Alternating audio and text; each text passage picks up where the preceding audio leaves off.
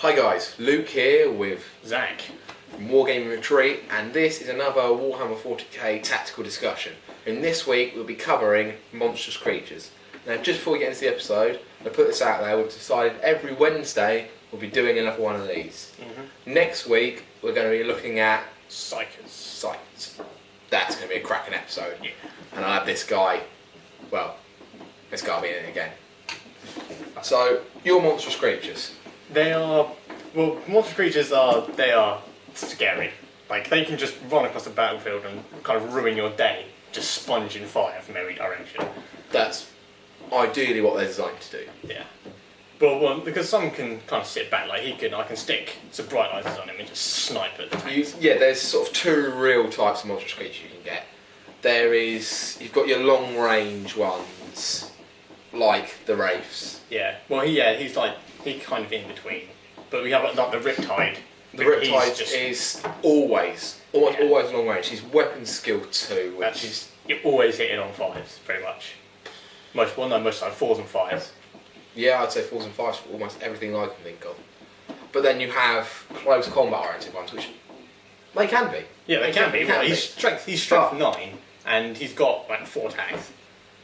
Demon Princes. This one isn't painted yet, yes. I sort of tried to rush doing it yesterday, didn't really work.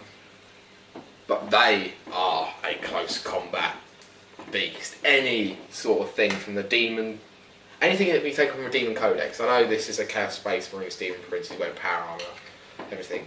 But stuff that can be taken from the Demon Codex, like Greater Demons and Nurgle, that sort of thing, really are just an unbelievably solid unit. It's that weapon skill 9. It's the weapon skill 9. And thing. actually, as far as monstrous creatures go with demons, this isn't actually a very good one. Base, no, he's not very good. I mean, because you're only strength 5. Strength 6. Alright, strength 6, but you're only toughness 5. Like, you don't have any save. No except save. 5 up Well, 5 up invol. You're always giving power armour if you're going to run your eyes. It's just a bit silly. But that's sort of specific to armies. Monstrous creatures, they also have AP2.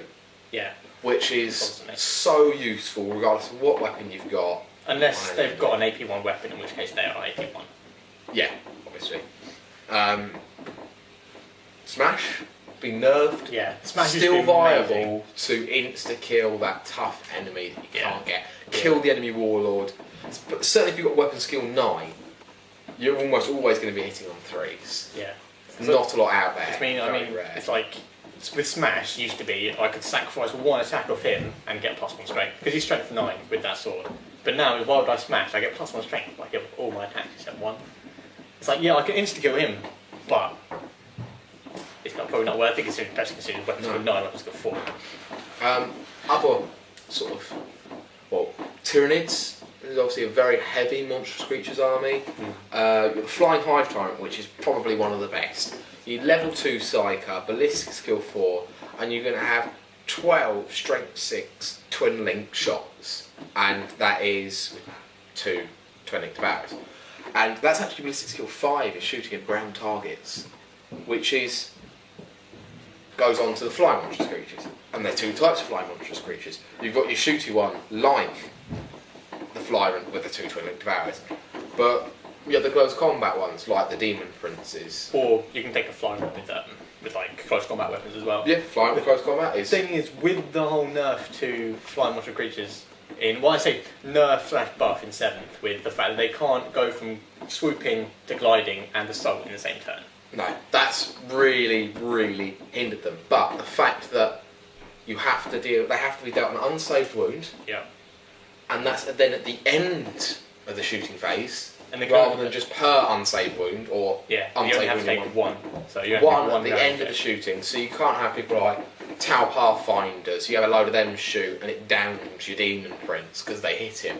They've got a lucky shot off, and then everybody else in the army just annihilates. You don't have to worry about that anymore. And certainly Shrouded, you can Jink now. Yeah. Well, you heard Jink before, but the Jink save's got better. It's 4+ cover.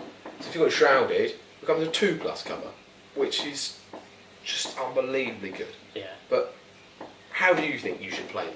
Well, again, it comes down to your army. Like, with me, I take, like, my avatar, he's going to be going up there and he's going to be destroying things in close combat with his weapon skill 10, initiative 10.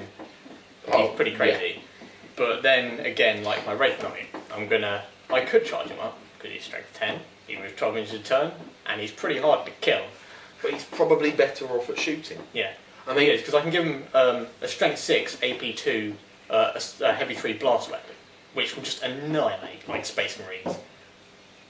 And it will do quite a lot of damage to probably some good vehicles as well. Scary stuff. And they really do pop light armoured vehicles like nobody's business. Yeah. I mean, in fact, almost all vehicles, exceptions being like Land Raiders, armour 14 all round. Yeah. But you charge, even Lehman Russ, armour 10 or 11 on the back. You charge one of those. No, a Knight's insta-penning it if I charge it, because he's strength 10. Yeah. 1's to pen. No, 1's glance. No, because he's strength 10. You add 1 to that. Oh, no, 11, yes. So it's insta-penning, unless it's a battle. Insta-penning unless it's a like Demolisher or something like that, in which case it's 1's to glance, which, to be honest, you're unlucky if you're running 1s. And then, obviously for a Demon Prince, I could smash attack and just pop a tank open straight away. Yeah. Or I can give him demon weapons, which make him even nastier in close combat, as many foe have found out. Personally, how I play mine, I've only really got a Demon Prince to use, so I almost always play him close combat. I haven't had too much experience using the model, but when I have, it's worked well for me. And they really do, they just get stuck in and hitting almost everything on 3s. They're hitting first and they're hitting hard, and that's what counts. These guys, 3-up armour if you give them it. Granted, they've got 4 wounds, it's still not the best. But what really is the kicker is that they hit first and they hit hard. Yeah. And that's what a lot of these monstrous creatures rely on. Before the poison tax gets them, before the AP 3, poison 3-up or whatever you can get as a Dark Eldar player. Because that's the bane of these guys' existence, like I say, was poison weapons, AP weapons. And granted, anti-tank is good for knocking wounds off, but it won't. Like las cannon. I mean, on toughness 8. Toughness 8 is hard to deal with. But I mean, las cannon is a wood I'd have to fire 3 las cannon shots at it. Yeah. I mean, this guy I've used him in every game I've played. I say nearly pretty much every game except for like 200-point games I played at the beginning. He's only died once, and that's because I failed 3-up saves.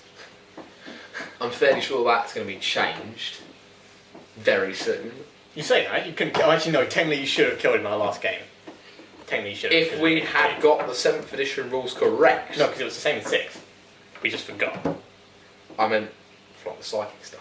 In fact, I'd be able to deny his blessings to give him the extra rules. No, but he would have had AP2.